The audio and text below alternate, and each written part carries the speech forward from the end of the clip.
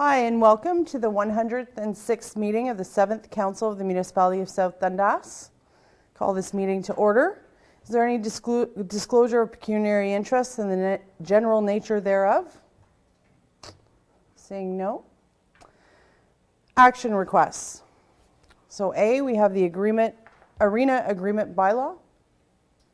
Moved by Councillor Lewis, second by Councillor Wells, that bylaw number 2021-131 being a bylaw to execute an agreement with Architecture 49 Incorporated for arena entrance renovation conceptual and schematic design services be read and passed in open council, signed and sealed. Thank you, Madam Clerk. Good morning, Mayor or Deputy Mayor and Council. In front of you is a bylaw to execute the agreement for the design services at the arena renovation. We passed the report on Monday, PE 2021-13, to move forward with it with Architecture 49. So this is just the bylaw to execute the contract. If anybody has any questions, I'd be happy to answer them. Thank you. We had a pretty good discussion, but are there any other additional comments or concerns? Okay, you've all heard the motion? Okay, approved or passed? Okay, next we have the main event, the water and wastewater budget. Welcome, Sean and Dennis. Floor is yours. Just 1 second till I get set up. Okay.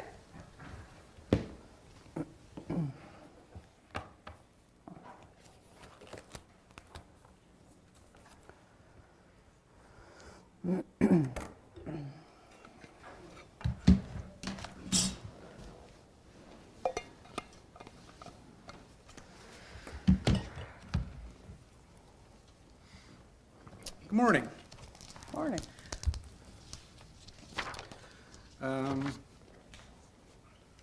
What I'll do is I'll just give you a brief synopsis of what we're going to be talking about today. In your binders behind the first tab, you'll see a water and wastewater budget summary. For the benefit of those not in the room, I'll give a quick overview of what's included on that page. There are 4 components to the water and wastewater budget: South Dundas water system, Morrisburg and Iroquois, and Williamsburg wastewater systems. Staff is recommending a 5.08% increase, or $26.13 to the residential water flat rate from $513.87 per year to $540 per year. There is no change proposed to the consumption rate of 70 cents per cubic meter or the water plant capital rate of $1.03 per cubic meter. The Morrisburg and Iroquois surcharges, currently at 75% and 100%, are not proposed to change, nor is the Williamsburg annual rate base amount of $180 per year. There are 2 major capital projects to be completed in 2022. The completion of the Dutch Meadows wastewater pumping station by David Brown Construction at a potential cost of $600,000, which was approved in 2021. Staff have received an estimation from EVB Engineering on the rehabilitation of the Carmen Road water main of $1.2 million. The staff recommendation for the capital rehabilitation is to the 10-inch line and the 6-inch line at an estimated cost of $930,000. More precise costs will be available following the tender process. The municipality has filed a grant application for the Carmen Road water main rehabilitation under the Federal Investing Canada Infrastructure Program. There is a municipal cost share which would be estimated at $352,000 if the full estimated amount of the project of $1.32 million. If the ICIP funding comes to fruition, the $420 of community OCIF, or Ontario Community Infrastructure Fund component funding included in the water budget, as you'll see later, will be made available to other services such as the roads program.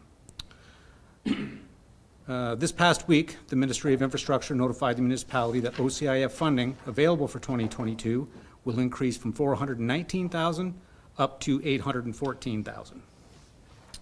Is there any questions on, oh, sorry, one more page. Are there any questions on what you've heard so far? Okay. Councillor Wells. The $600,000 for the pumping station, it's there, right? Yes. Yeah, so we're not, you're just saying what it's going to be spent, but we already allocated that money, correct? Yeah, through the chair to Councillor Wells, yes. What happens is I'm just re-identifying it in the budget. Okay. We've fully funded it in 2021 via the Rideau St. Lawrence Reserve Fund and debt from OILC, or Ontario Infrastructure and Lands Corporation. I So kind of we knew have the that. funds. I just wanted to hear it from you, that's Yeah. all. No, I'm good with It's that. essentially just an in and out in the wastewater budget for 2022. Thanks. Perfect. Councillor Mellon?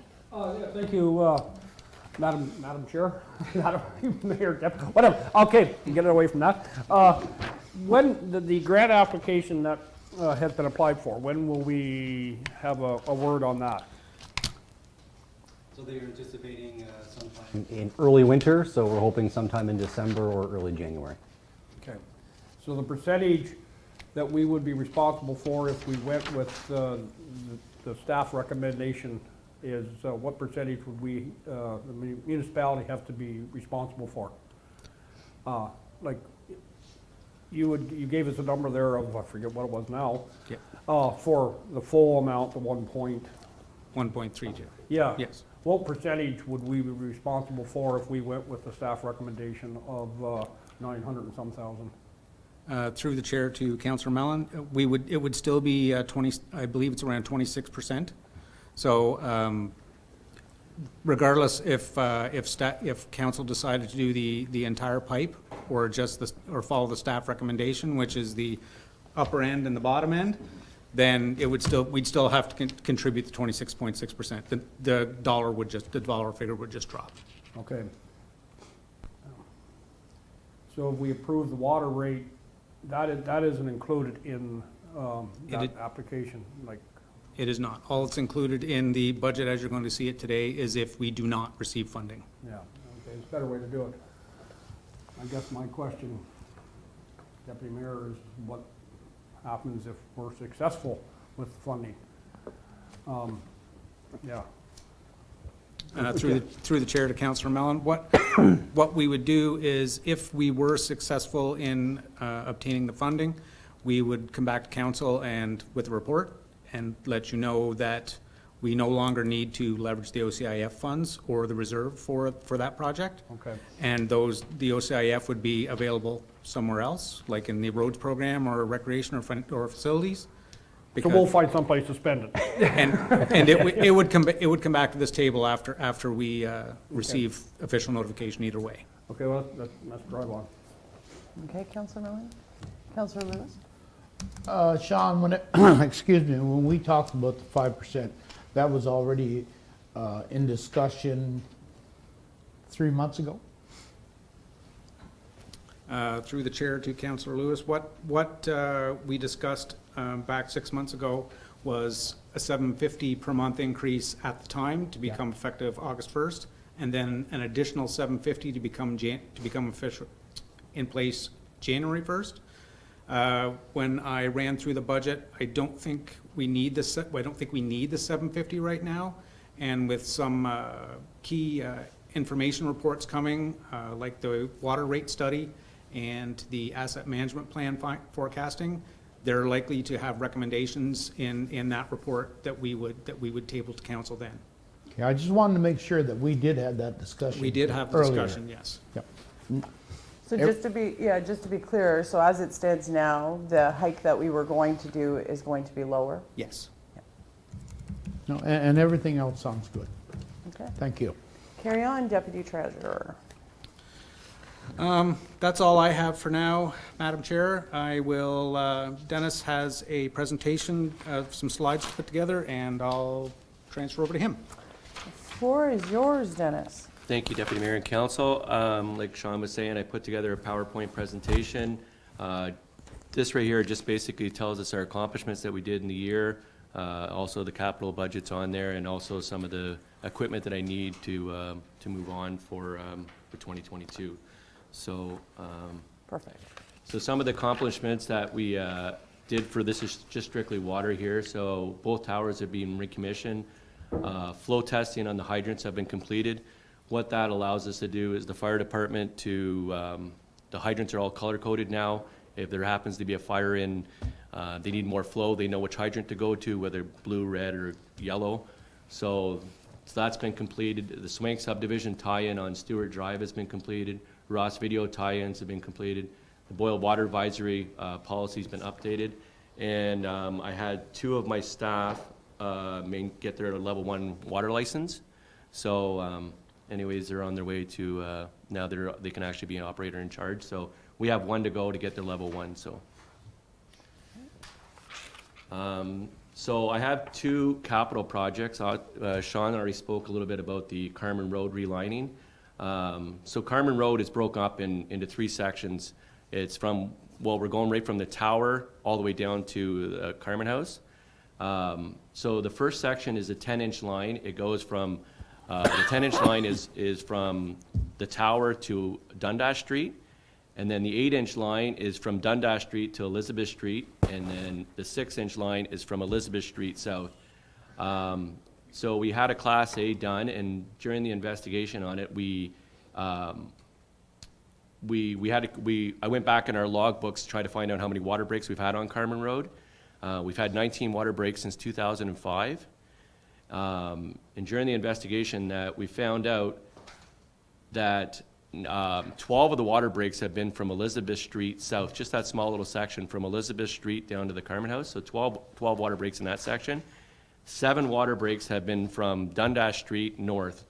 So my recommendation on this would be to reline the 10 and the 6-inch. There hasn't been any water breaks at all on the 8-inch. And I went a little further, and I did 3 test holes on the 8-inch looking for pitting on the top of the pipe. I never seen any pitting on the 8-inch at all. So that's a good sign. I did 3 test holes. I mean, so I never seen any. So my recommendation would just be to, at this point right now, unless the funding comes through, is to go with the 10 and the 6. If anybody has any questions on that, Any questions be happy to answer. at this point? Councillor Wells? So if we just go with the 10 and 6, the price will be reduced from the 1.3 whatever down to the 930 whatever. That's is correct. that okay? That's Just correct.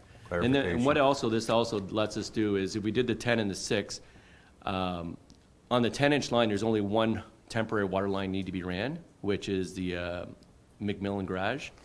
And on the 6-inch, there would only be Craig Packaging, and then I believe the Carmen House and the, I forget the gentleman's name in the bottom corner there, but so it'd be just 1 resident. So there'd be a lot of less temporary water lines being around during this time, so which is a good thing too. Councillor Mullen? Any questions? I don't think so. No. Councillor Lewis? Nope, nope. Okay. Carry on. Okay, so this is the second capital, is a vehicle for my department.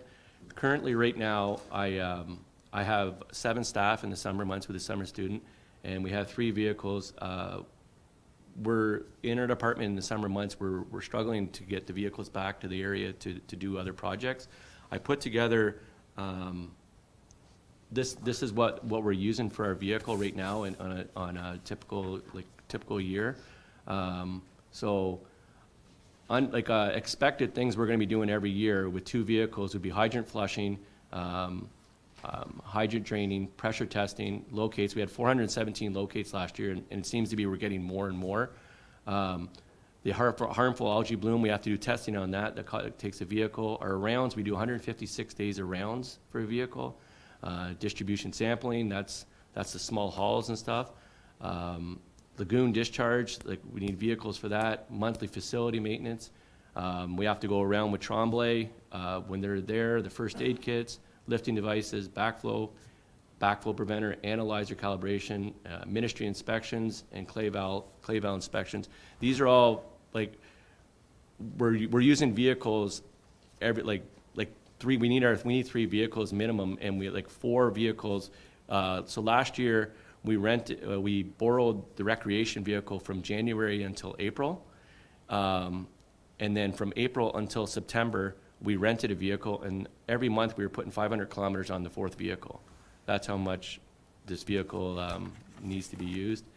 There's also the unforeseeable things that we had. Last year we had 22 digs. That takes 2 vehicles at every dig. Sewer backups, we had 9. Curb stop repairs, we had 5. Hydrants, like hydrant repairs, you need the vac trailer for that. So sewer main flushing, 5 days of that. Hydrant wet wells, and also staff going to courses. So if anybody has any questions on that, I tried to break it down as much as we can for what we're using our vehicle. Like we're steadily on the go with 3 vehicles, and we're trying to, like, we had 4 vehicles last year and we just got by with the 4th vehicle. Okay. I imagine there's going to be some questions. Yeah, for sure. I have a question actually starting off. It's for Shannon. So the use of actually, I'll just put it out there. The use of the recreational vehicle. So recreation was able to do without a vehicle for 4 months, you mentioned, during the summer? No, not during the When summer. was it? During the summer, from January until April. Okay. Because they're inside the arena right now. Okay. That's where we were able to use it. And then from April until September, that's when we got The the rental. COVID, and we got a rental vehicle Okay. during that time. Okay. And like I said, we were putting 500 kilometers on that vehicle per month. Okay. Okay. That was my only question. I don't know. We'll go around the table, but okay. Councillor Lewis? So your recommendation is to purchase an SUV. What would you use an SUV for over a truck? Well, the SUV, through your counselor, the SUV vehicle would be able to be used for all the hydrant testing, or the sampling done, and we could use it for hydrant flushing. We could, the summer student, we're going to be doing, this year we're also going to be doing a curb stop. We're going to be locating all the curb stops in town, so the student will be able to go out with a vehicle on that. It's also, we'd be able to use for the courses that we're going to. Locates would be able to be on there. Anything that, like the digs and stuff like that, I would still obviously be using the truck for the vehicle, but the vehicle would be just used for like rounds and doing the normal stuff like that, locates and stuff. Yeah, I just wanted to make sure that, an SUV wasn't going to be hauling pipe and No. stuff like that around, because they're not No. built for that. But if it's just for, everyday use, like for, as you say, for courses or to flush hydrants, I can live with that. CEO Garrity? Through you, Deputy Mayor, to Councillor Lewis' question. To add to that, and correct me if I'm wrong, Dennis, is the rental vehicle we had was a small SUV that That's we had correct. for the summer. So it was well used, as Dennis indicated, but it was that similar type of a small SUV that would it would save the cost of a truck traveling all around doing the sampling and all that stuff. It'd be a little bit more efficient. No, I just, where I was having the blockage was an SUV Yeah, on water and absolutely. sewer.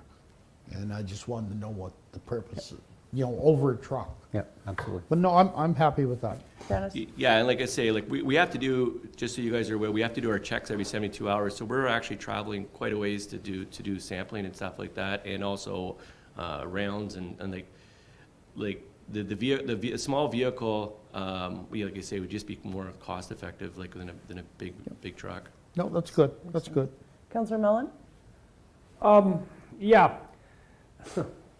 On the SUV, I don't doubt that there are going to be times when you probably need a vehicle. And without knowing, I guess, what the other departments are going to be requesting in the main budget, are we looking at any other vehicles at replacing any additional vehicles, not just replacing vehicles, but additional vehicles for either public works or rec or facilities? Is there anything on the horizon? Why I ask that, Deputy Mayor, is that I'm just thinking if it's a logistics thing, but if one vehicle could maybe be shared between departments, maybe it's not, feasible. It wouldn't work out. That's all I'm just trying to figure out. I mean, I have no problem with supplying the men with a vehicle. I just don't want it to be sitting for, extended periods of time and not really be in need. I don't think we need to drive it around just for the sake of driving it around. I just wondered if there's any vehicle sharing possibilities, if there was another department looking for an extra vehicle come budget time in January. Is there any, go ahead, John. Through the chair to Councillor Mellon, I haven't really had an opportunity to sit down with all the department heads yet about their budget. I do believe that there are a couple of vehicles proposed, and given what the county had done with their COVID-19 funding, we may be able to squeeze that funding for a couple of vehicles, primarily because there's not supposed to be 2 people in a half-ton anymore. Yeah. So my understanding is there will be probably 2 additional coming to the fleet budget. And, but that, like I said, I've not had an opportunity to sit down with the department heads. And the sharing is working when recreation is in the arena. But in the summer months when they're not in the arena and we rent a vehicle, I believe the 4-month charge was like $16,000 for one vehicle. Yeah, I guess, and without knowing staff's schedule and workload and when they're needed, so I really can't. I'm throwing that out there if there's any cost savings. When you brought up the fact that we could use some of the COVA funding for a vehicle, can that be used towards this vehicle? What do we got left in there as far as funding amount left? Through the chair to Councillor Mellon, that analysis hasn't been done yet. Okay. It's too early in 2021 to finish that analysis yet. If I'm guessing, I'm thinking probably in the neighborhood between 150 and 200,000. However, I'm a little standoffish to fund everything through COVID money because we do need to get the costs for the vehicle in the budget, so that because it's going to be realized year after year when the COVID funding is gone. Yeah. Okay. In addition, if I could add, with the vehicles that may be proposed through the fleet budget, those are vehicles that will be funded by the tax rate and or the equipment reserve or the COVID money. But the vehicle that Dennis is proposing will only be funded by the water and wastewater services. So we can't use that funding for water and wastewater? We can, but again, I'm a little standoffish to do it simply because of, at some point in time, it has to get in the budget if the vehicle's going to be approved. Okay. That'd be a number, that'd be something to. Also, if you will, Deputy Mayor, you're proposing this money to come out of the water budget, the water rates, for the vehicle? Yes. Okay. When I looked at the reserves, and maybe you can clarify me on that, we basically sort of have 3 reserves for the Iroquois sewer. We got the Iroquois Sewer Reserve Fund, and then we got deferred revenue Iroquois Sewer Plant. Is that money, the sewer plant money, is that the money we're using from the grant, from the government to reline and stuff? That's correct. Okay, so that money's been spoken for? Yes. Okay, so we can take that one out of there.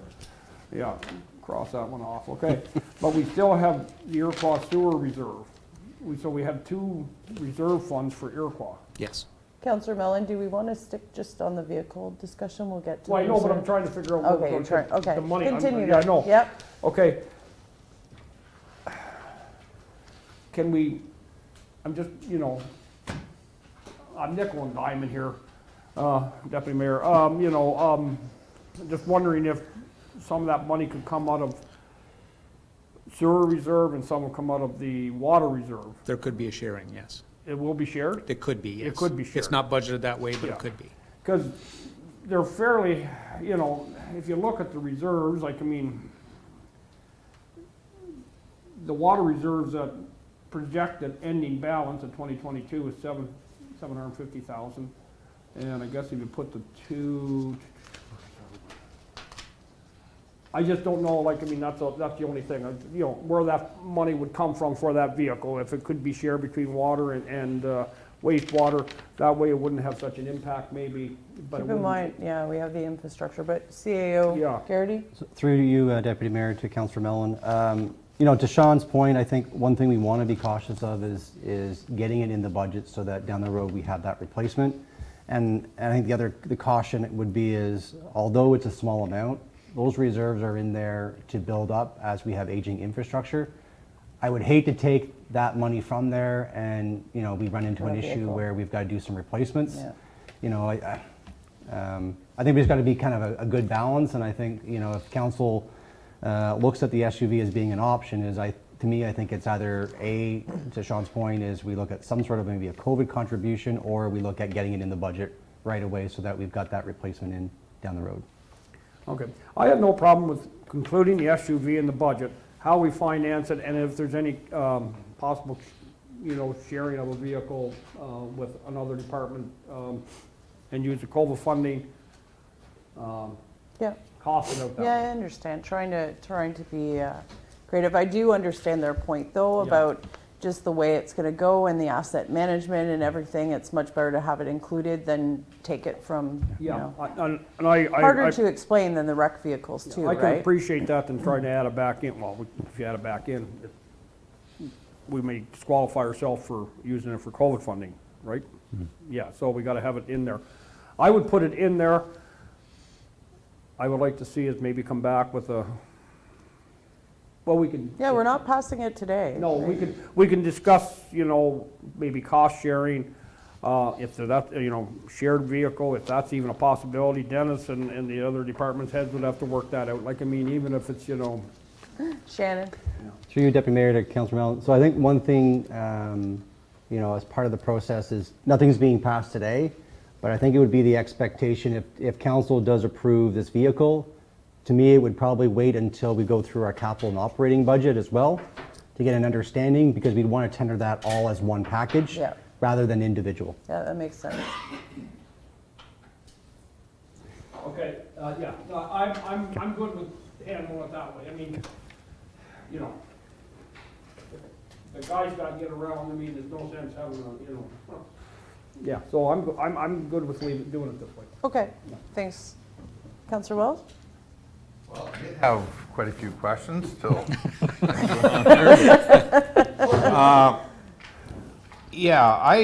We're gonna wait anyways to after the other budget, so I'm gonna save my comments for then, what I think about the vehicle.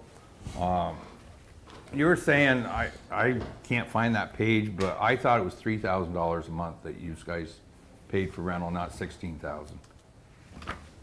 Go ahead. Through you, Shannon. Deputy Mayor, to Councillor Wells. Or Yeah, so it was- 16,000 total. It was $16,000 for the total. It's $3,000 a month. We had it from April till the end of October or end of September, so.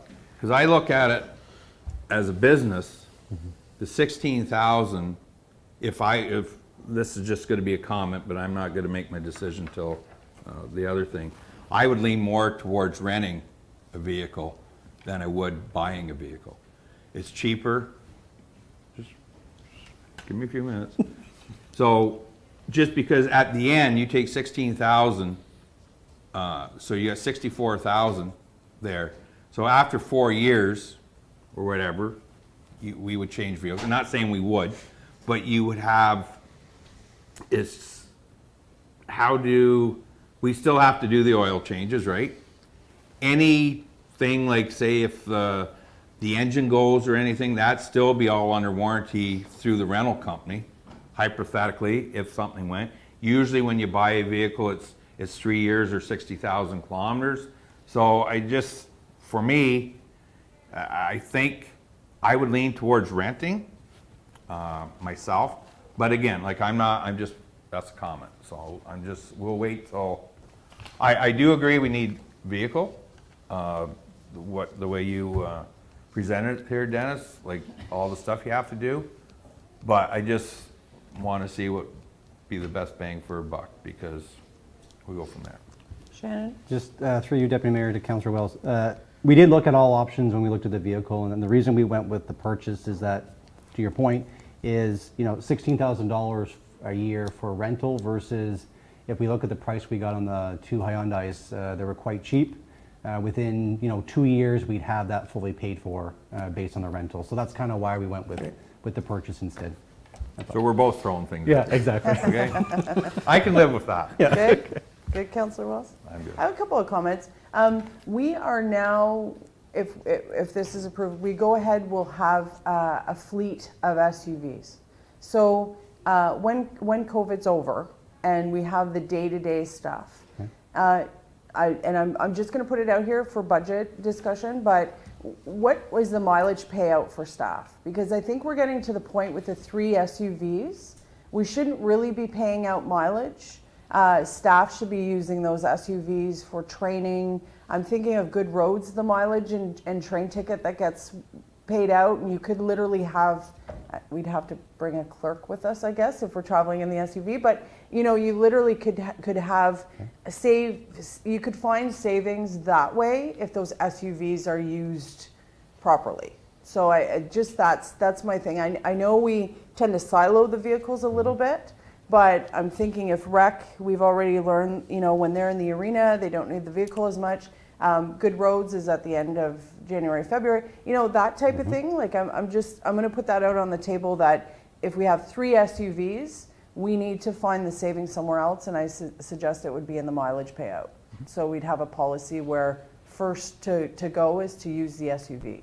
And if, you know, if a department has to go without for a couple of days, it'd be the same as if it's in the shop or whatever. Shannon? Yes, Deputy Mayor. So right now, mileage is probably under $500 Yep. for across the board. Yep. Due to COVID, people aren't traveling to conferences and stuff, but I expect that to probably, you know, start changing. Yep. And I do agree is the fact that we have some new SUVs that have a little bit more room Yep. for staff, that would be a priority, especially that we've got some agreements with our gas and stuff like that Yeah. too, where we can keep costs down as low as we Oh can. yeah, well think about it. So even if the mileage payout was, say, on a regular year, I'm not talking COVID, but a regular year was just $5,000. Yep. That's the pay, Yep, like absolutely. that's, you know what I mean? So that over time would make a big difference. So that's just my comment on that. It's the first time the municipality has ever had access to 3 SUVs, and I do understand where the residents balk a bit whenever they see, you know, the white vehicles with the nice blue. But if we rejig it and just have a very firm policy on mileage payout, and the first to go is actually to try and get one of the SUVs and use it, that to me we can find some savings. So that's just my comment on that. Okay, carry on, Dennis. Okay, thank you. So this is also stuff that we're, reserves that we're putting away at the water plant. It's just a pump program in case we have a pump breakdown in the future. Xenon filter, we have to keep on putting money away for xenon to be replaced in the near future. The GAC tank, which is our carbon tanks, that's for taste and odor at the water plant.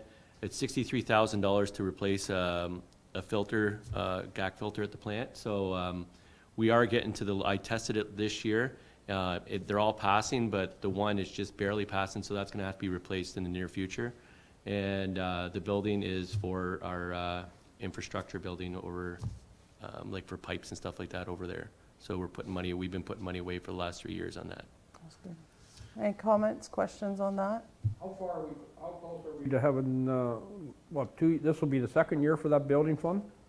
I think it's the 3rd year. Third year? Yeah. What are we looking at the total on Well, that? originally, when I got a price of it, it was around 130,000 to do it. Like, I don't know if that's going to be still a firm number. So after this year, we'd be at 75,000. Yeah, that's correct. Okay. Any other questions? Now might be a good time to remind the public that's watching that when we discuss the water wastewater budget, it is the one thing that this council can be held personally liable for when we're talking about the operations in the water. So just if people are thinking we could just cut a filter or whatever, it's not really a thing. So go ahead, Dennis. So here's just some of the items that, like, this is items that we have to replace every year, or not every year, but these are stuff that needs to be replaced this year. Like we have a repair kit, actuators, there's $5,000 worth of actuators, flanges, 2 UPSs we need to replace, handheld pH probe, pocket colorimeters. So what they are is they test the chlorine. They have a 10-year life on them, and they're past their 10-year. The January yearly maintenance which is $2,000, our clay valve service, and repair for the fence at the Iroquois Tower. The gate is shot up there, so. Okay. Good. Down at the Morrisburg low lift, we have to do crib inspection every 2 years, so that needs to be done, the crib inspection. And we have, down there, we have zebra mussels that come into the low lift, so we have to add chlorine into the crib, so the zebra mussels can't come in. We have, there's a pump down there, it's been down there since 2005. It's a diaphragm pump, and the diaphragm itself is wearing out. I looked at replacing it. It's actually 17 years old. It's Oh, wow. time to replace Yeah. it. To repair, I think it was like $3,000, and to buy a brand new one was basically the same thing. So that's why I have a Watson Marlowe. This one here is a peristaltic pump. Okay. Okay. Good. Okay. And Carry on. So now we're into the distribution. So I have 3 hydrants to be replaced or serviced. Basically, we have some hydrants in here that are 1957. I like to, so whenever we go out hydrant flushing, we usually have 1 or 2 of them that break, or we try to service them and just fix them, but if they're gone past the fixing point, then we replace the hydrant. I do want to replace a valve on near Caraway Crescent. Whenever we have a water break in that section, I have to shut off, like, it's 8 valves to just shut off a small section. So if I put this valve in strategically, I can get that down to 3 valves. So I'd like to add a valve there. And we have a curb stop key. Curb stop key is kind of getting wore out. I'd like to replace it, starting to strip the caps and that. So that and tools is $700. Any other questions on the water before we move on to wastewater? Yes. Any other? Nope. Okay. So now we're moving on to the Morrisburg wastewater. So Morrisburg wastewater, these are some of the accomplishments that we did. We placed a drive thickener, serviced all the UV lights, which is ongoing. That'll never stop. We have to replace the UV lights. How UV lights work is that each bulb can only last so long, and then we have to replace them. So sludge hauling was completed, and cleaned and flushed the sewer mains in town, and we replaced an aerosol blower that, I know we have newer facilities, but the blowers usually only last like 15 years, and we're at the 15 years, and this blower happened to go, so them are some of the accomplishments that we did this year.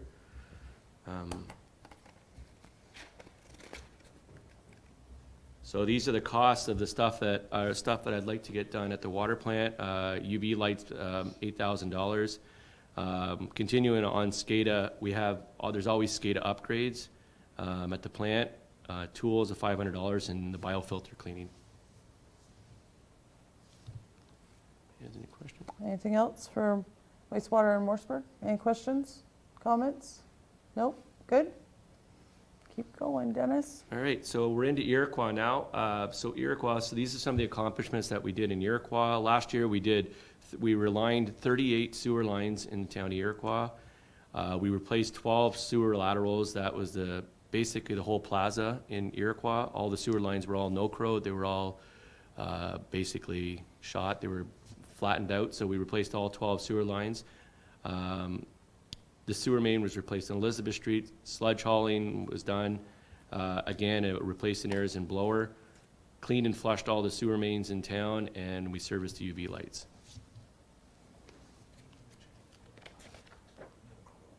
Yes, yeah, so to Sean's point, no-crow, basically what that is, we still have a lot of that in our infrastructure in Morrisburg and Iroquois. It's a sewer lateral pipe. It's made out of tar paper, and it was put in the 70s.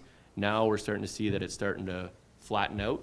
Yeah. So anytime we have a dig of no-crow, anytime we have a no-crow backup, we replace that line as we go. Oh, good. Okay. So, and the 38 sewer relining and the 12 sewer laterals that were replaced, that was part of the funding that we had. So here is some of the stuff that needs to be done at the Iroquois sewage plant. We have to replace the UV lights again, SCADA work, tools, $500, fluctuator drain valve, an escalator seals, shower repair, and jet pump, needs to be a jet pump clean out. Pretty basic stuff at our plant, like nothing out of the ordinary there. Oh, Councillor Wells? Oh, sorry. I noticed Iroquois wastewater plant, all the stuff is all the same, which makes sense. Yeah. So this is kind of like a yearly thing for all Yeah. this stuff? It's just Yeah, regular most of it would be, maintenance, like the shower repair obviously wouldn't be. right? Which, $300 Yeah. or And the jet pump cleanout, we might not need it next year. To kind of, as you go, you start to see Yeah. some things and you kind of just tackle it as you go. But like, yeah, a lot of this stuff, like the SCADA work, I'm sure you'll see it on there next year again. 'Cause So the there's a- SCADA, like, I understand, I know what it is. It's just, you're just updating. Well, the- we're updating, but we're also, like, there's always repairs that need to be done. So that's part of like just say, for example, Like valve- monitors yeah, and valve didn't sensors open and up. stuff like that. That's right. Okay. If it didn't open up, a valve didn't open up, and we got to call capital controls in to fix it, well, that would be part of the SCADA work. Okay, no, It's not all necessarily upgrades, it's part of SCADA, that's why it's tied in. Any other questions? Good? Okay. This is the one capital item I do have at the Iroquois plant. Again, it's, like I say, like we do have newer facilities, the polymer pumps, and this is a polymer alum pump, both the same. The seals were wore out on it. So we sent it out to get serviced, and the cost to get it serviced was the same price as a new pump. So this right here, we need to have a new pump. I actually already have it on order. So Oh, okay. we need it, we got to get it, so I already have that one on order. Have you had any issues with getting this stuff? We have, well, for our chlorine packs at the water plant, we ordered chlorine packs in September. Yeah. And they're still not in yet, and we're actually borrowing from neighboring Yeah. municipalities. But parts are really, really, even just our low lift pump, we're getting it fixed right now. They told me a 2-week turnaround. Right now, we're almost 2 months. Oh, wow. Yeah, Okay. so like it's at Hewitt in Brockville. It's just that they can't get the parts in to Yeah. fix it. Yeah. So it's kind, yeah, it is kind of. So on some of this stuff, it's good to have the inventory, right? So, okay. So that's basically it for Iroquois. So now we're going into Williamsburg. The Williamsburg Lagoon, some of the accomplishments we did, we installed a flow meter and a pressure transmitter. That was part of the ministry inspection. They asked if we would put one in. Lagoon east cell was discharged, and we cleaned the wet wells on both Highway 31 and at the pumping station. We also installed a pressure transmitter. We were having, I don't know if you recall at the last, earlier council meeting, we were getting a lot of soap back in Williamsburg, and we were going, so what happened is we had a Miltronic down there, and what that does is it shoots down, and if there's a soap or scum, it doesn't give an accurate reading back there, and of course it calls out our guys. So since then I put a pressure transmitter, and what this does is it stays in the liquid, and we haven't had an issue since. Oh, good. So, and we still have the Miltronic as a backup. Okay. So if the pressure transmitter goes out, we still do have that. So any questions on that? Final one? And that's it. Thank you. Thank you. Thank you, Dennis. Okay, is it back to Sean? Back to Sean? Thank you, Deputy Mayor. So the information for each of the 4 budgets is identified by the binder Yep. binder tabs. Each tab is essentially laid out the same. I guess it's just a case of how you want to proceed. Do you want to go page by page of the summaries, or do you just want to go to the pull-out budget? Or what do you, time-wise, what do you think is What does best? council think? Are you comfortable with doing the pull-out budget and maybe if we have to go back and refer to it, or do you want Sean to go page by page? What's your comfort level? What are you thinking? myself, like a lot of this is just straightforward, so, Yeah, I think my thought, maybe skim through it type thing, if there's something there that you think we should really hear. Like, I've read it Yep. twice, so it's not, if It there's was- something that sticks out. yeah. It was really, really well done, like easy to read and stuff, but what do you think, Councillor Mellon? You've got, I don't think we need to do it word for word, maybe line for line, no. I'm good. I want to make sure everyone's comfortable I'm though. comfortable with what, has been presented here and in the binder, and, you know, I know Dennis and if there's nothing in that, this is a bare bones budget. I'm quite impressed at the fact that, you know, we're not, you know, we're fairly lucky to have updated facilities, but I mean, you know, no, I'm comfortable with just doing the overall budget. What do you think, Councillor Lewis? Well, I looked at this budget 3 times, and I couldn't believe my eyes. It's a normal budget. If there is an increase, it's so small that you don't even notice it. Yeah. So, So why don't we do this? Sean, we trust you as deputy treasurer. You can skim through it if there's things that you think need to be highlighted, if you can bring them forward, and if not, we'll carry on Okay. through it. Fair enough. So what I'll do then is, if you just go to the water tab, the first page under the water tab, and this is for the benefit of those listening in their living rooms as well. The first page is just a little bit of history on the South Dundas water plant. The next page is water rates, how they are structured, and the fact that we're looking at an increase of 5.08%. Just one sec. Yep. It might be hard, just if he's skimming through it, it'll be a fast, Councillor Wells was just wondering if we can, you know, maybe even if we got to the pullout, are we able to put the one that has the actual numbers or something on there? Ouch.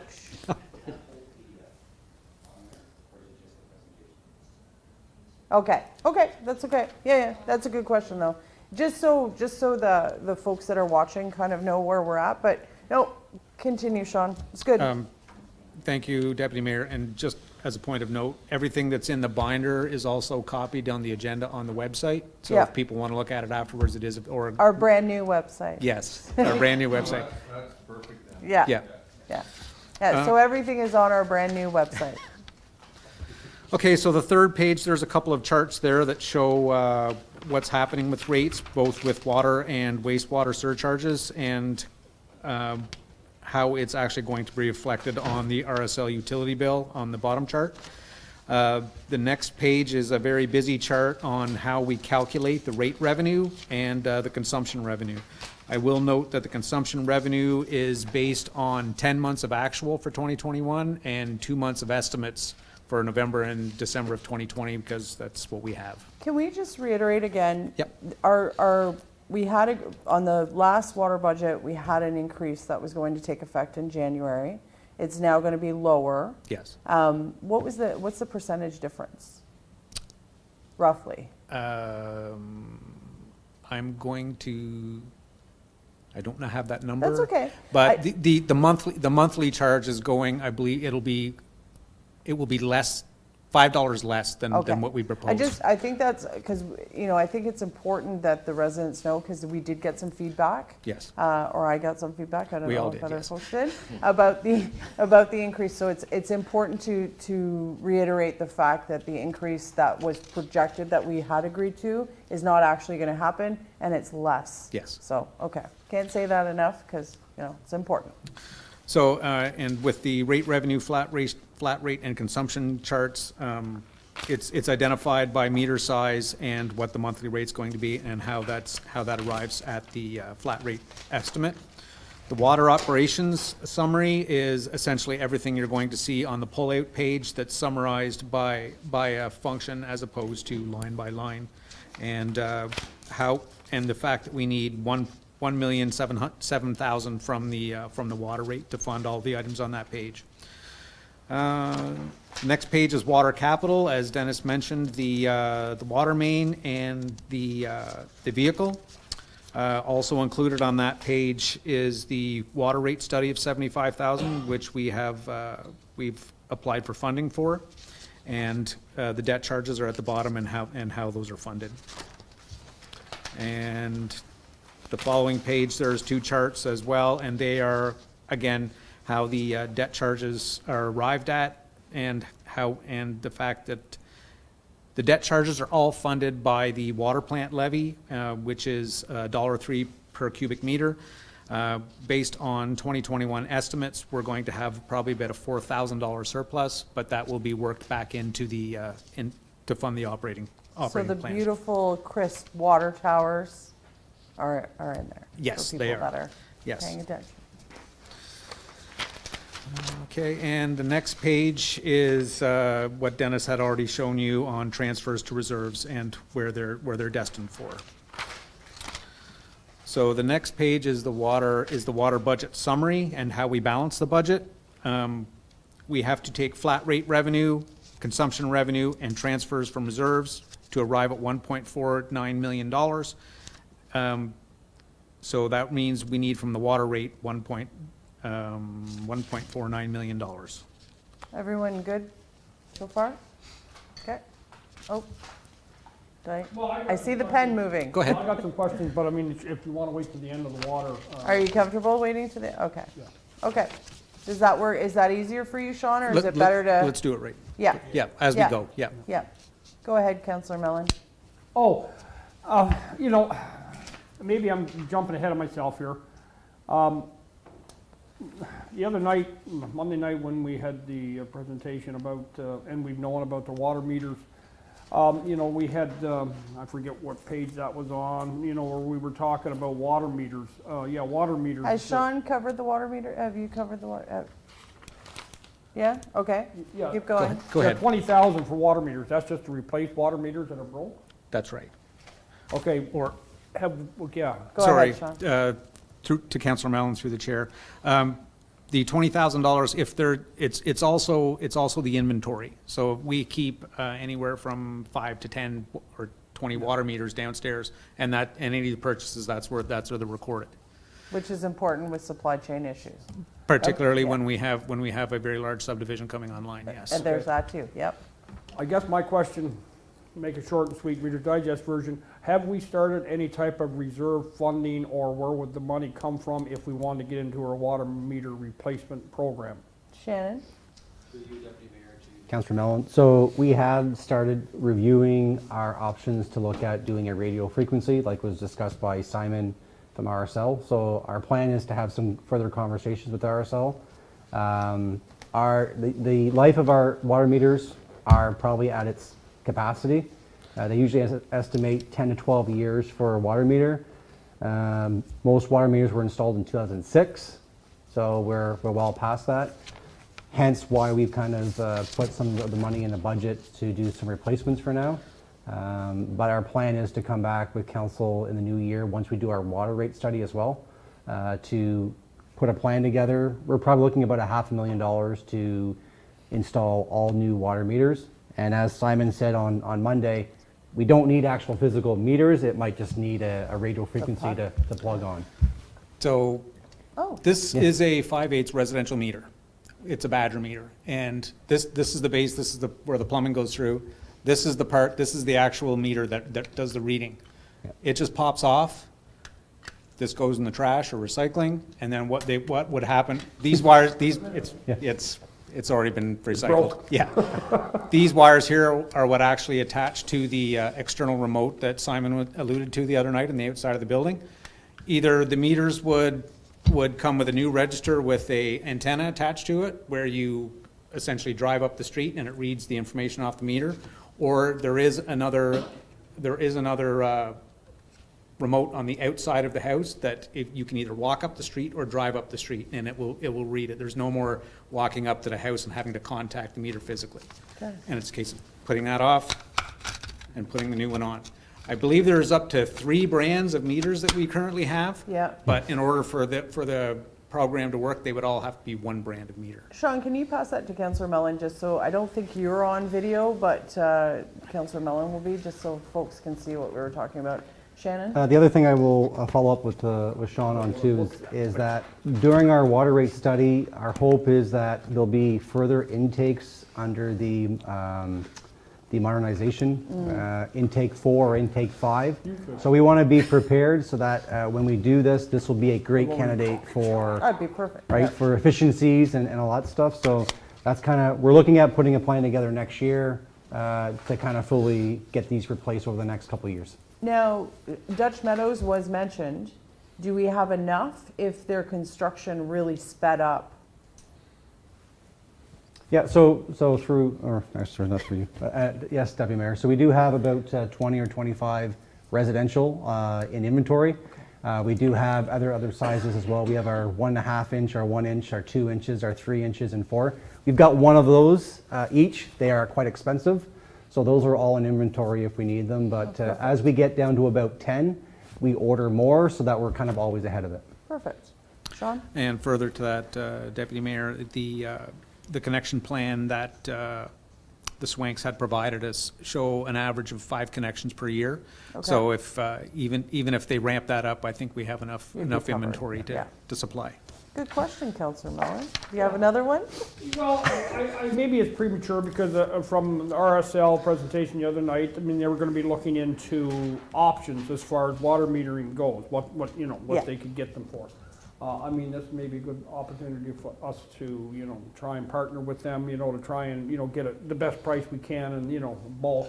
I'm just, so maybe we need to wait for that to come in, but I'm also wondering if we need to have, you're talking, next year starting to maybe build up, we got some reserve set aside for that? Not specifically. Not yet. Okay, well then, my question is, when do we want to start building that fund up? Because if it's gonna be 500,000 roughly to replace them all, it's inevitable they're gonna have to be replaced within 5 years. Am I correct, probably, with that estimate, or We're- maybe sooner? We're replacing So them sooner or later, now. we're gonna have to find some money for it, yeah. Sean says they're being replaced Yeah, now. we're having to replace them now Yeah. as they fail. So Shannon, you had, Through you, Deputy Mayor, to Councillor Mellon. So, we have looked at options as far as where we could finance a project like this. Back a year or so ago, we were looking at possibly taking some money from the RSL, money that we have, the promissory notes and the dividends. I know that's been depleted due to the water towers, but there is still some funding left in there if council chose to. There's also, I think, some collaboration with RSL, but Edwardsburg Cardinal went online with this similar radio frequency back 3 years ago. So we have reached out to Edwardsburg Cardinal just to see how it's all did. working, costing. So if we can kind of keep maybe in line with what Edwardsburg Cardinal has, RSL already has the software and the programming to do it all. There might be some cost efficiency. So I'd rather go down that and do all of our homework first and then come back with a financing plan for council. that will be for another Yes. discussion, Yeah, right? okay. I'm Yeah. just curious. That's a good point, Yep. yeah. Whether we should start putting money away now. I mean, I don't know, we got COLA funding, well, somehow. Did I say that out loud? No, Mayor sorry. Byvelds isn't here, but he'll talk about that piggy bank. Hands off. Sean, you wanted to, Yes, Deputy Mayor. Edwardsburg Cardinal, I was actually working there at the time when they were going through the transition and setting up Rito St. Lawrence. They were under a bit of a different situation than we are. We currently have meters. In Cardinal, they did not have meters. okay, so they were from scratch. They had to hire a contractor to go in and install a meter Oh, in wow. everybody's Okay. house. And then it was, they were all radio frequency meters. And it's a case of driving up the street to get the readings. Wow, okay. Good. Any Okay. other questions around the meters that, oh, How much is actually 1 meter, like to buy? Through you, Deputy Mayor, to Councillor Wells. Residential meter is about $225 plus HST. Okay. Because we can also look at a bigger picture, like a deposit for each meter where the homeowner puts a deposit down and say if they sell the house or whatever, they get their deposit back. And it's just a way, like I know a campground that went and metered everything, and what he did for all the customers or whatever, he charged them a deposit and they got it back. It's just one way to look at, it's not a lot of money, it's just like the same thing when we had the flat rate when they built the water, or the water plant there was, you paid so much, so it's something, if we need it, it could be like a one-time thing or a deposit that you got your money back if you sold your house or something like that. It's just something that we wouldn't really have to look for the money, it'd be like a one-time thing that have would to last put- for another 20 years. yeah, you'd also have to put staff time in that though, right? Like you'd have to, You're gonna have to There'd put be staff time administration for anyways, sure. like when Yeah, you take them true. off and replace them. but when you I'm take just them. talking about the yeah, cost. Yeah. Okay, so, yeah. Anyone? No? That's Good? Okay. Okay, so that's balancing the budget. Like I said, we have the revenues of flat rate and consumption transfers from reserves to fund the operations capital and transfers to reserves. At the bottom is just a small description of what happened in this past 6 months ago for the $7.50 per month, which generated a budgeted surplus of $124,000 that was transferred to the reserve, and then that $124,000 is budgeted to come back out of reserve to fund the Carmen Road water main. Perfect. The next page is a bit of speak on asset management. There will be much more coming. Tyler Nelson is with us today. He's the one that's actually working on the asset management program and doing our asset inventory right now, and it's quite involved. I actually, for the people that are watching when they pull this up, this is, especially the last paragraph, really speaks to how municipalities kind of find themselves in hot water. You know, if it's not broken, ignore it. So I thought that was really, really well done. And the next page, there's a telltale chart that tells us what our historical cost of water infrastructure is versus our current reserves. As you can see, one is significantly lower than the other, and those are historical costs, not replacement costs. So those would be exponentially higher.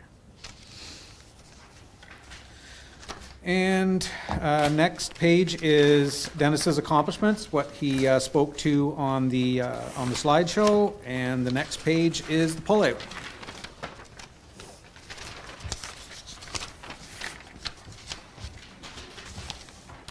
So what I'll do first is I'll run down through the revenues very quickly.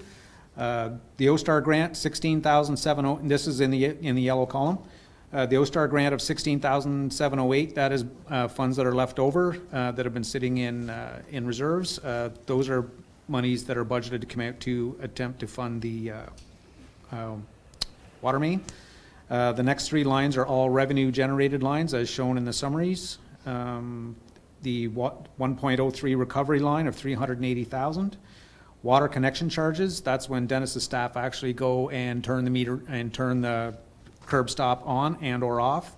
The next line that's highlighted in pink is a new budget line for water retail. And what water retail is Dennis has a hydrant on the side of his building that people come and hook up to take water, and we send them a bill for it. I think Dennis has a few comments he wants to make on that service and whether or not it's worthwhile to have the service anymore. Yeah, so currently, right now, like Sean had said, we have a hydrant on the side, and people are coming up and hooking up. That's the only spot I want people to hook up from, because the hydrants, if they take it from the hydrants, it could freeze in the winter months. So we want them coming to the water plant. But currently, right now, we have some people coming in, and like we're billing them out like $3, and $3, and other people $5. To me, it just doesn't seem like we've had to replace the valve on the water plant itself twice now. So and the issue is also on the other hand, we have some bigger companies coming in, and they're just coming in and grabbing water, and then they have another truck right behind the truck that they just took from. And when they start doing that, it actually lowers our clear well, and then we'll get a low level alarm in the plant, clear well, low level alarm. So there's some concerns on my end on that. I had some discussions with Sean and Shannon about it. Just, I think right now we shut it down for people. If they want to come in and grab water, they're going to have to make an appointment. That's where we're at right now. Now I'm looking for direction to see how you guys want to proceed with it. But I have some concerns about people just coming in and like on a Saturday, Sunday, they're grabbing water, like the companies that we allowed. Yeah. They need the water to, like, there's a company in Iroquois, they're washing transports, they're coming in and grabbing water and that, but there's a liability, nobody's around, if they get hurt, there's issues there. In the winter months, there's slipping, like they could slip on the ice and stuff. I spoke to the neighboring municipalities, nobody allows taking water anywhere. So I shouldn't say that, in Long Sault, the only one that's allowed to take it is David Brown Construction, and that's for the 401 services. Winchester doesn't allow anybody to take water there. And the next closest I believe you have to go up to is Brockville. So, So I just have a question, just for clarification before we go around the table. So they don't have, like, why are they using that plant? I mean, yes, to get water, but obviously if you're saying other municipalities aren't doing it, then other companies in those municipalities are getting their water from, like, they would have to go to the city of Cornwall. okay. So they're going into the city of Cornwall and grabbing water, but then there they have it's a card they use. Yeah, And so they know who's coming in, and everything's all like, it's a swipe card. They take the water from there, and the next one is Brockville. I'm shocked at the very least we don't have a minimum charge. Like, billing for $3 is, I don't even know what to say about that. But let's go around the table. Councillor Lewis? Well, Sean had his hand Oh, up, so sorry, Sean. I want to see what he has to say. Thank you, Deputy Mayor. Yeah, what we've proposed with this new retail line, if it survives, is that we're going to charge a $100 fee for someone to hook up, and then a $3 per cube on top of that. That will eliminate the people who are coming to fill up water bottles, and Water bottle. that's going to eliminate the $3 and $5 charges, because quite frankly, we can't send out an invoice for less than $10, so we're losing money on it. Not to mention, if Dennis's staff has to step outside the building to assist this person, then it's further cost. So, in addition to your question is why are people taking it? I believe that one of the larger buyers actually fills swimming pools, and there's less chemicals required to treat treated water than there is raw water. Okay, Am I right? That's correct. okay. Councillor Lewis? Thanks, Sean. Myself personally, I don't know why we're into a retail to start with. And I don't believe that anybody should be stepping on municipal property without anybody being there to supervise them. As you stated, if somebody slips and falls and gets hurt, it is the municipality of South Dundas is liable. And I really don't want to be sitting in a courtroom for somebody coming in to get water and it costs $3. So I do believe that that was put in for the fire departments to start with. And I do believe that's what it should be there for. If somebody wants to get water, hey, go to Cornwall or go to Brockville. We are not into retail water. That's how I feel. Shannon? The one comment I will make, and Dennis did allude to it earlier, is that we've had some internal discussions on the process of this.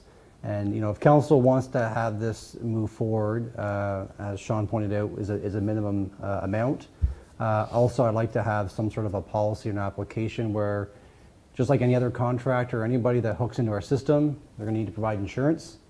And I also think there needs to be something that if they do break the valve, and it has been broken before, it can become costly, where now the municipality is paying $1,400, $1,500 to replace that valve. So I think, I don't think, you know, a decision needs to be made today, but I think hearing council's comments, staff can then look at bringing something back and providing a policy or something. I think so. I mean, in all fairness, the mayor's not here as well Yep. to weigh in. So it does sound like a full report scenario, but I don't know if Councillor Mellon and Councillor Wells have anything to add, but we should definitely, I think, have a further, more fulsome discussion on this. Sorry, before Councillor Mellon.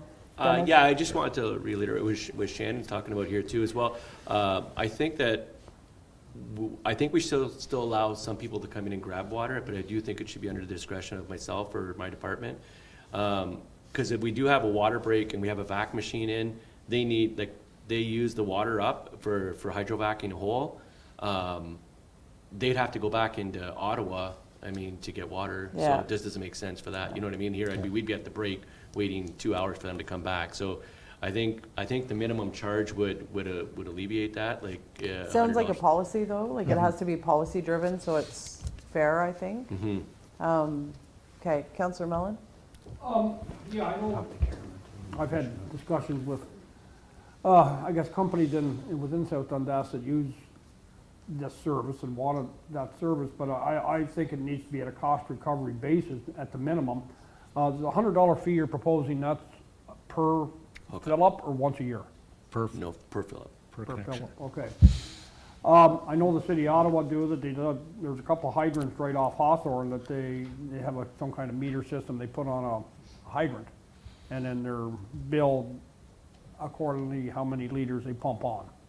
I know the one company that then they're responsible for buying this meter thing, and I don't understand it totally, but they're responsible for buying the meter, and then they're charged by the city for every liter they take.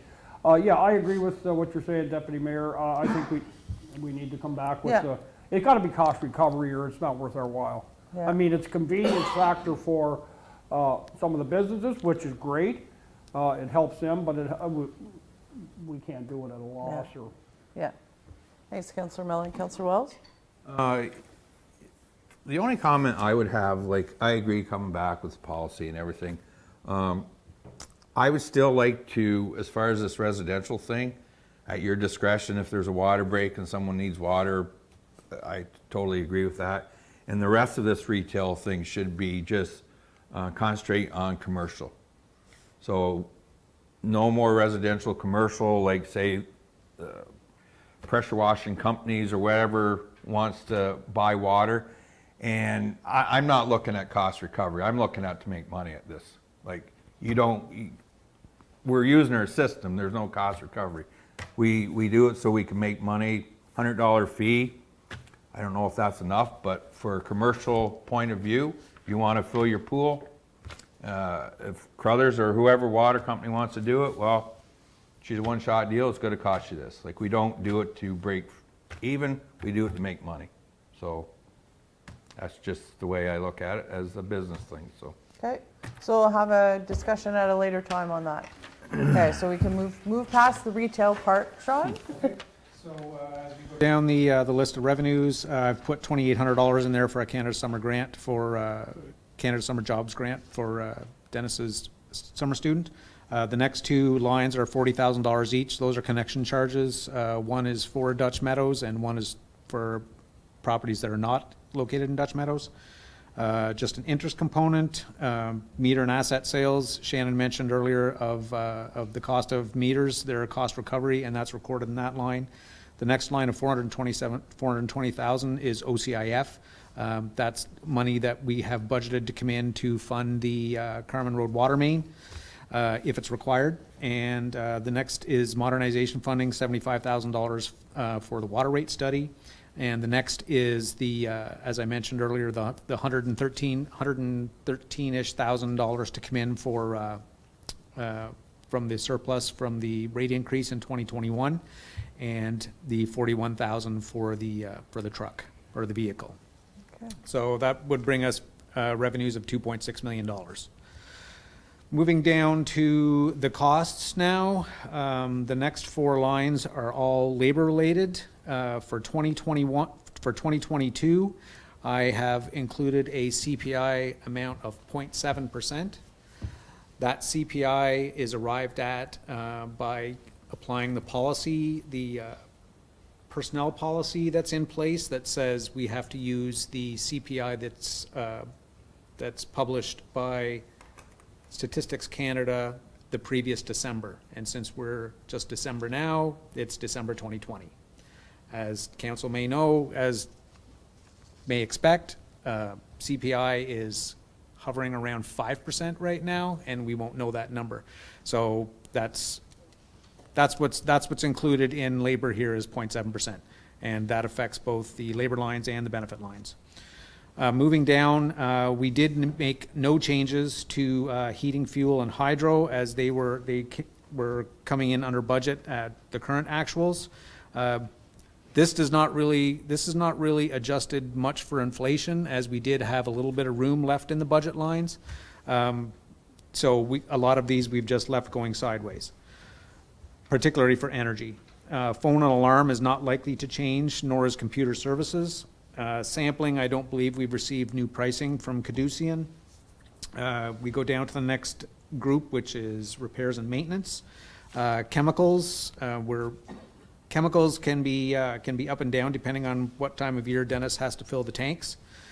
Small tools is small tools. Repairs and maintenance, 65,000. We've carried that. Dennis had alluded to a list of the items in his presentation as to what makes up part of that that cost. Small tools so the first small tools is for treatment. The second small tools is for distribution. Snow removal at all of the water facilities. Locate fees, which is what One Call charges us to do locates.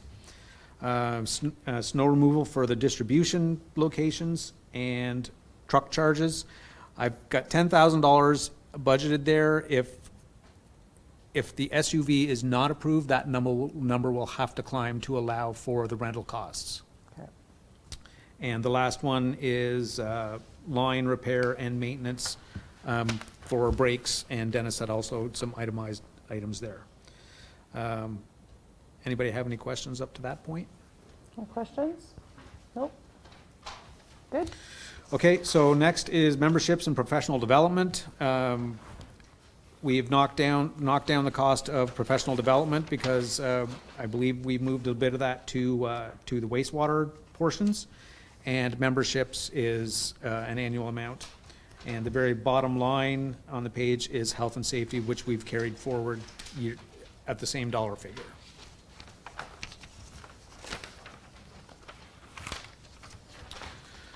Water meters, as we touched on earlier, $20,000. We've kept that number. I believe that actual of 14,000 is a good number so far. Municipal taxes, I've just marked that up by 4%. We don't know what's going to happen to all the tax rates yet, and I don't believe there's going to be any shift in assessment. So that number is my best estimate.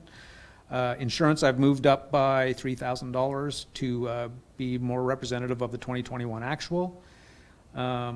The audit line of $4,000, that's for Dennis's external audit that he has to have done every year, and legal costs have budgeted to drop for expectations for 2022.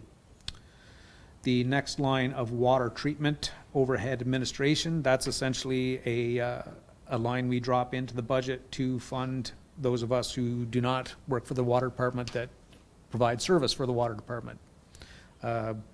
Me sitting here doing the budget, Leanne when she answers the phones for calls coming in, because a part of her salary would make up that funding. The next line, the big one, $352,000. That's our debt charges for the water plant and for the water towers. The water plant is $271,000 for 2022, and the towers for the first full year is $82,000. The next line for meter reading, we're under contract with RSL to provide us meter reading, as Simon had alluded to it on Monday night. That number of $71,000 includes the CPI of 4.9% for 2022. Water advertising, if Dennis needs to advertise for employees, that's where that number will go, or for tendering purposes. Next line is contracts. That is for Ontario Clean Water Company. They do some of the oversight and reporting for Dennis, and that also includes the software we use from them. Next line is hydrants, as Dennis alluded to earlier with his replacement on his presentation. Truck charges, once again, that's fuel and any repairs. We do not run repairs. We do not cost repairs through the fleet lines. Any repairs that Dennis does on his vehicles stay within his budget. And the last big line there is the water distribution capital, which is the water rate study of $75,000, and the estimate of the Carmen Road water main at $930,000. And the very last line of $120,000 is the transfers to reserves. And that's the quick summary. Thanks, Sean. Any questions? It's pretty self-explanatory. Sean's explanation, anything? Good? Okay. Okay, so the line after the pullouts are the capital details that Dennis had alluded to in his presentation, with his preference to do the 10-inch and 6-inch line. Again, this is dependent on whether or not we receive any funding from ICIP. Currently, as I mentioned, in the budget, there is no allocation for ICIP funding, just funding it in-house as best we can Okay. without using debt. The next line is the Class A cost estimate provided to us from EVB for the meat and potatoes of what the Carmen Road replacement would look like. I will note at the very bottom line, underneath where it says total estimated project cost of 1.3 million, it says a variation plus or minus 10% should be expected. And as Dennis mentioned, the water breaks on Carmen Road, they're listed there from his logbooks. There is the capital page for the vehicle. The SUV has a possible budget amount of 41,000. My recollection is that the SUVs, the Hyundai SUVs we purchased were $32,000 each. Okay. So that might be a soft number. And the information on the back of that page is from Dennis's presentation. Maintenance items, also from Dennis's presentation, for $37,500, which appear in the budget line in the summary. Next page is for the distribution budget, again, which includes the hydrant replacements and items in the, from Dennis's summary. And that's water. I'll take your questions. This is good. It's, yeah, Hang on, since you're- Counselor Wells.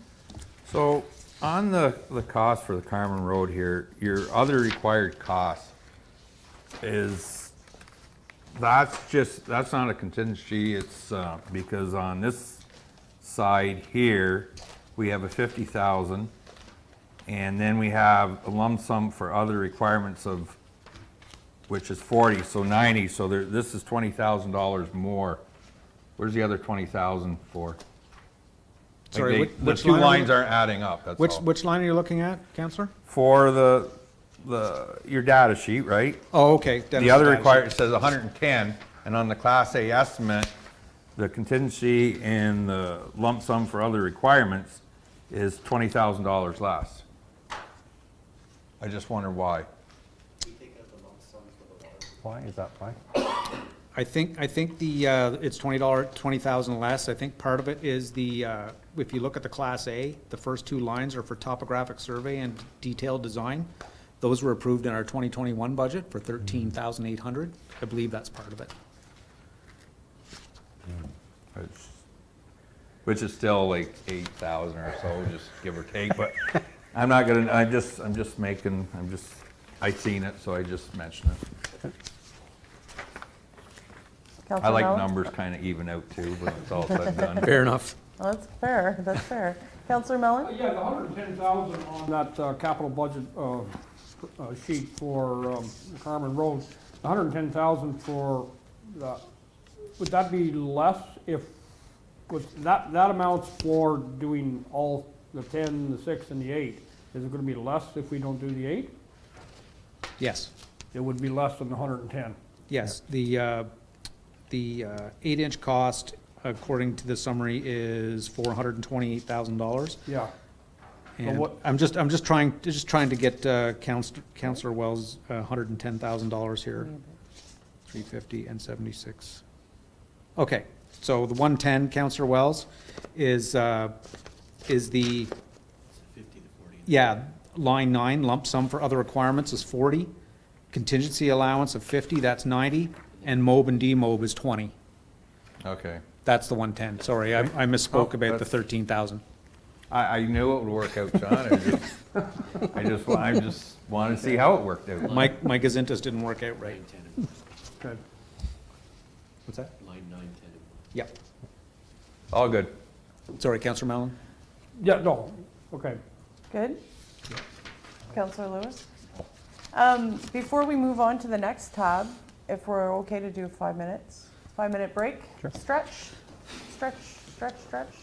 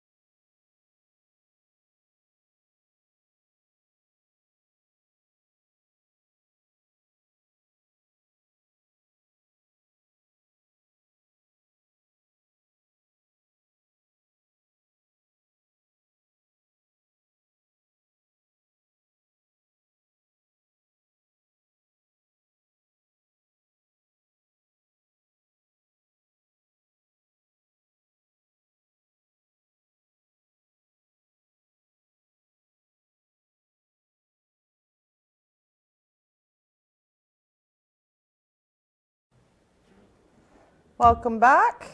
We will continue. Sean, the floor is yours again. Thank you, Deputy Mayor. The next tab in your binder is the Morrisburg wastewater treatment system. The very top paragraph is a bit of history on the plant itself. The capital heading, Dutch Meadows Pumping Station, the 2020 project cost was $1.2 million, awarded David Brown. I haven't got final 2021 numbers yet, so I've estimated in the budget $600,000 for completion of that project. And the following underneath that is the description for the purpose of the pumping station. On the next page, sewer lateral relining, as Dennis mentioned in his presentation about Noak Road. Noak Road is failing. It essentially goes from round to pancaking. And when we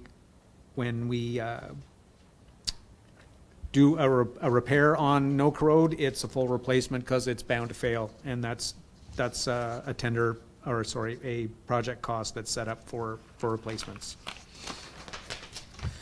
The next page is wastewater rate revenue and RSL utility billing. There are two components to the water surcharge. There's the wastewater fixed flat rate and the water fixed rate and the water consumption are charged at a surcharge of 75% for the Morrisburg system. The chart down below shows the water flat rate and the corresponding Morrisburg surcharge,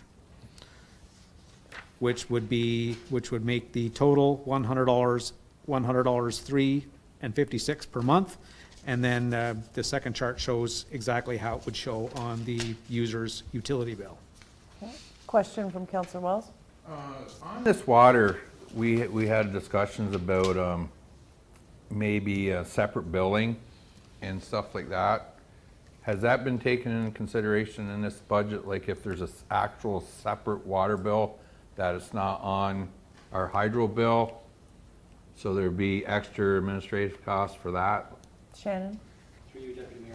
Also, it's something we are working with RSL on. It will take some time to get that in place. We're probably projecting it'll be more probably later on in 2022. But it's something we are definitely working on with RSL to, it does add some ease to our residents that it's a clear water bill and a clear hydro bill.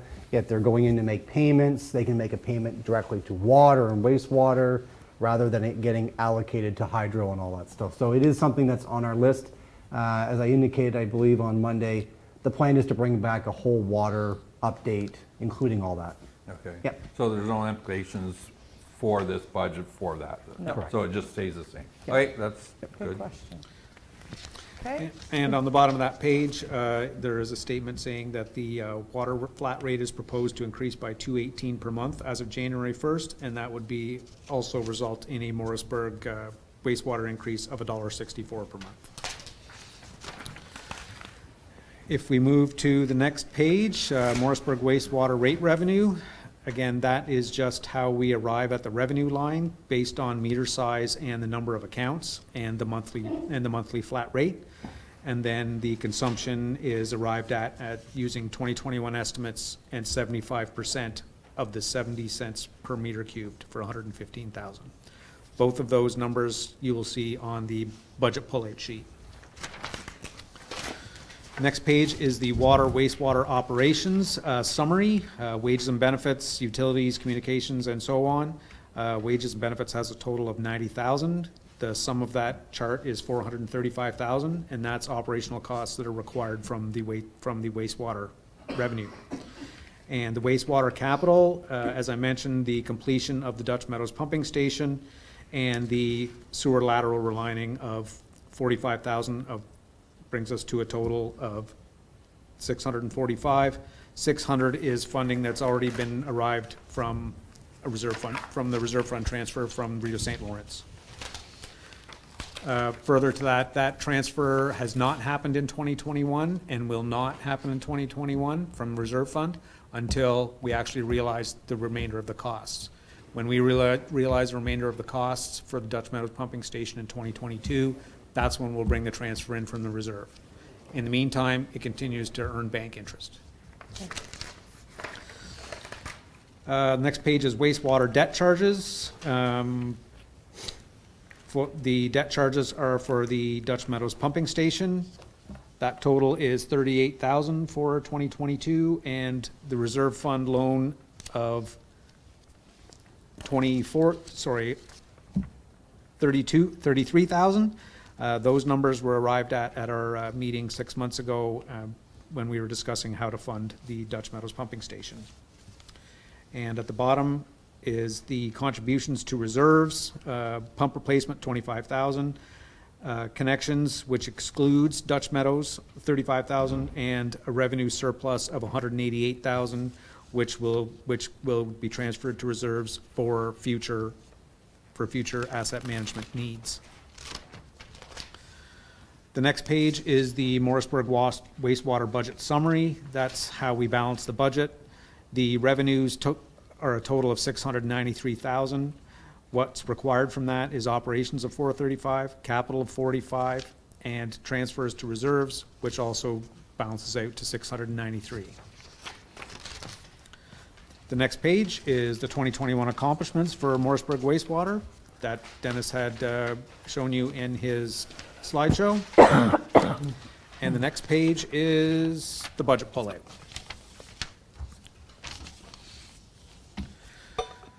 Starting with the revenues at the top. Oh, sorry, is there any questions on what we've heard? Doesn't look like it. So starting at the top are the revenue lines. The revenue is calculated for flat rate and consumption are the top two lines. The connection fees, $35,000, which excludes Dutch Meadows, $40,000, which is for Dutch Meadows, and that $40,000 for Dutch Meadows is what goes to fund part of the debt charges. The other $35,000 is put into reserve for future needs. $597,107, as I mentioned, is for the completion of the Dutch Meadows pumping station. That will be brought in when we need it. And the $2893 is the residual from the OILC debt. If we only required $597, we realized $600,000. That's just the net, and that will be brought in to fund the rest of the pumping station. And also in the funding plan for Dutch Meadows Pumping Station was a contribution from the Water Stabilization Reserve Fund of $31,885, and that is shown there to bring the total revenue coming in of $1.4 million. Anything on revenues? Nope. Okay, so the next section is costs. The next four lines are for wages and benefits, for the sewer plant and sewer collection. Again, that includes the 0.7% CPI adjustment. For utilities, heating and hydro have just been carried forward. There looks like there might be a bit of room left in there to allow for any inflationary costs. Communications is to climb by 10,500 to bring the communications online for the Morrisburg pumping station, additional costs. And the sampling cost has been carried from 10 to 10 year over year. Repairs and maintenance, sewage treatment plant chemicals, again, depends on the timing of when Dennis fills the tanks. We've used most of that for 2021, so we've left the number at 12,000. Small tools, snow removal for the sewer plant, and building repairs and maintenance for 60,000, which includes the list that Dennis had shown you. The next line is a new line, which is maintenance at the Dutch Meadows pumping station, and we've included a $5,000 line in there for costs that we don't yet know about for 2022. Sludge removal has been carried year over year. Truck charges, that line is generally for Jeff's Public Works vehicles when they have to go and do work on site. Those costs are captured in there. And the last one there is line repairs and maintenance for $8,000. That's good. I think the rest of it, does anyone have questions on, I don't know if we need Sean to go over the remainder of it. Is there any questions on anything you see in the remaining lines? It's not a question, it's just, I'm gonna make a statement. I don't, back earlier when we talked about the sewer relining, I think the reality of the situation is coming very quickly that we're gonna have to put more money aside for sewer relining. Things are wearing out, especially in the old portion of Morrisburg. So I think the public needs to realize that this council's been very proactive in, cleaning up things that needed to be done, and I think that's something that's gonna have to be evaluated. I guess that falls under an asset management type thing. Yeah. Like, it's not gonna be included in this budget, but when can we expect some numbers on that? Through the chair to Councillor Mellon, when it comes to asset management, the municipality is required to be reporting on its core assets by July 1st of this year. It was to be July 1st of last year, but COVID had, the province of Ontario had extended it. There will be some shocking numbers in that plan.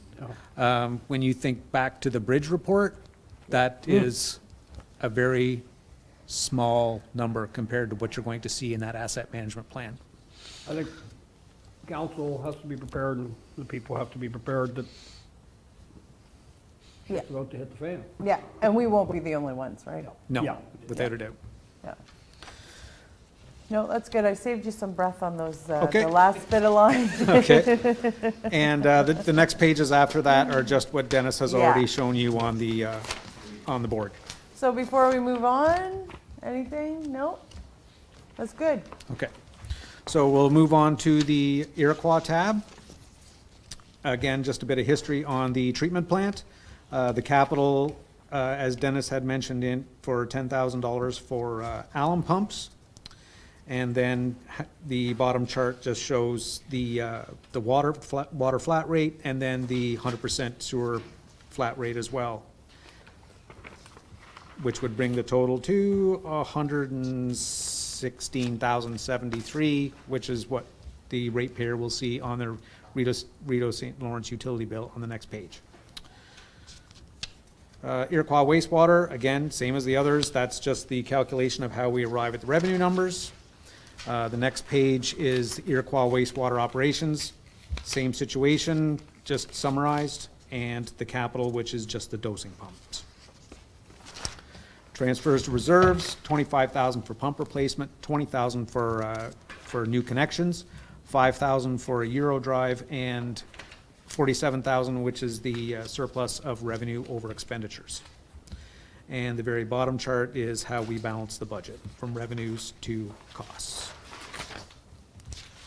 Following page is the accomplishments from the Iroquois wastewater system for 2021, and the next page is the pullout. Is there any particular area in the pullout that anyone has any questions? Do you have, Councillor Wells? No? No? Councillor Mellon? Yeah? Yeah. Councillor Lewis? Good. Okay. Save some breath on that one. Okay.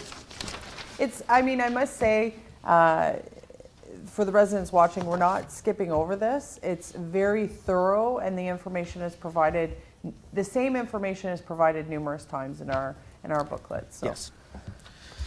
Okay, so the next tab then is the Williamsburg wastewater treatment system. There is a bit of a history there on the system.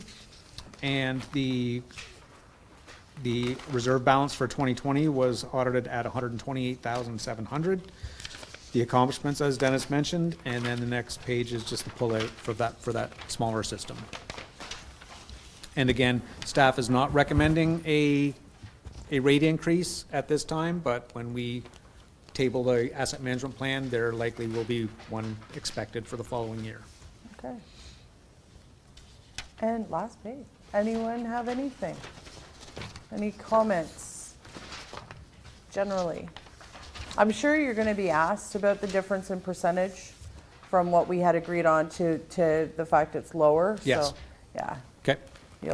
I think the potentially the press is going to want to know what the Okay. difference is.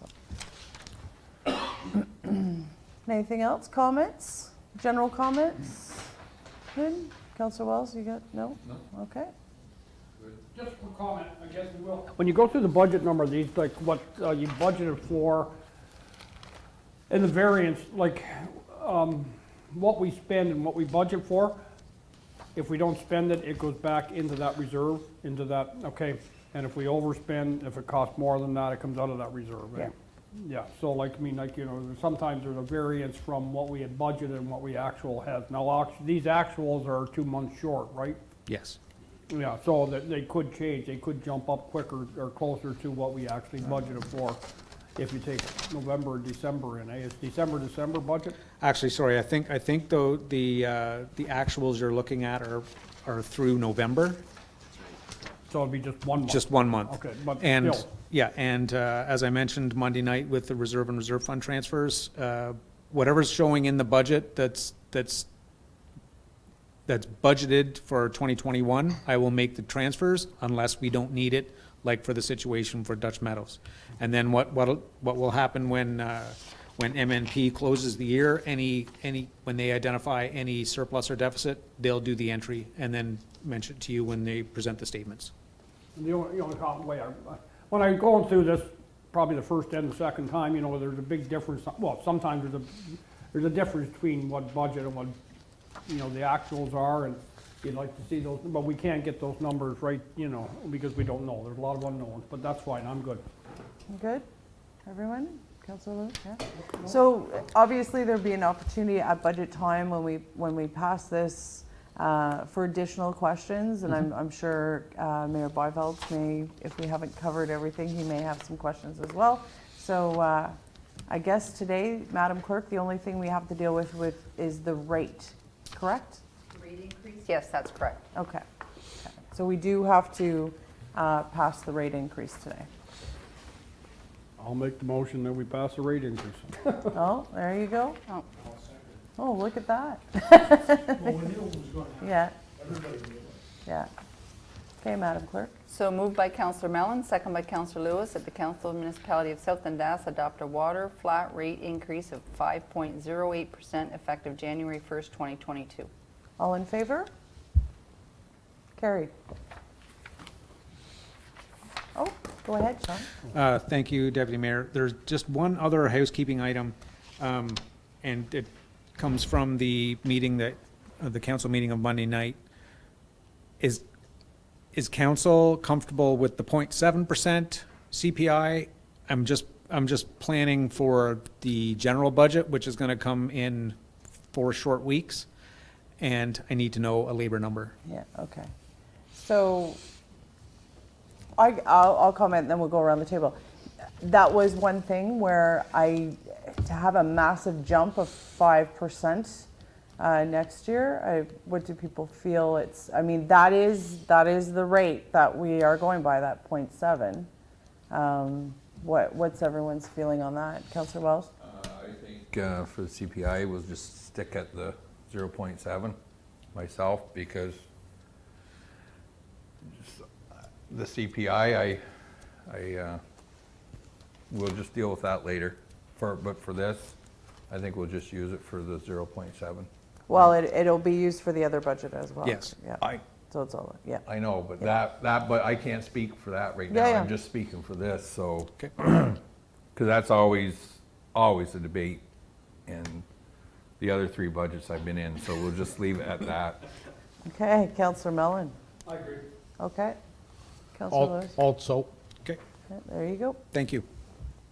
I want to thank yourself, Sean, and Dennis for this presentation. I can tell, just looking around, the council was pleased with the package. Very thorough, very well thought out. You gave us all the information in a clear, concise manner, which is appreciated. So thank you to both of you on behalf of council. It was great, and we Thank you. really appreciate your time and effort. Pardon? Thanks, Councillor Wells. I'm aware. Okay.